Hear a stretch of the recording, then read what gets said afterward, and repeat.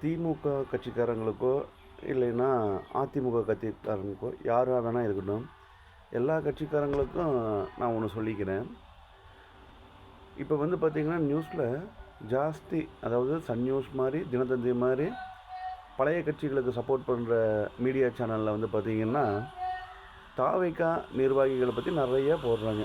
அதாவது தாவேகா நிர்வாகி இப்படி லஞ்சம் வாங்கி கைது செய்யப்பட்டார், இந்த மாதிரி பாலியல் வன்முறை செஞ்சு கைது செய்யப்பட்டார், நில மோசடி செய்து கைது செய்யப்பட்டாங்க, இப்படி நிறைய தாவேகா நிர்வாகிகள் தாவேகா கட்சிக்காரங்களை பற்றி அரெஸ்ட் பண்ணதாக போடுறாங்க.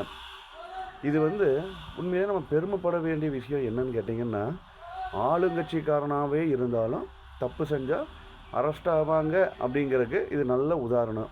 ஆனால் இதுக்கு முன்னாடி நடந்த ஆட்சியில் திமுக கட்சிக்காரங்க தப்பு செஞ்சதை அந்த கட்சி கண்டுக்கவும் இல்லை, அவங்க அரெஸ்ட் ஆகவும் இல்லை. ஆனால் தாவேக்கால பார்த்தீங்களா எவ்வளோ சின்சியராக இருக்காங்க. சொந்த கட்சிக்காரனே தப்பு செஞ்சாலும் தப்பு தான் சொல்லி அரெஸ்ட் பண்ணுறாங்கல்ல.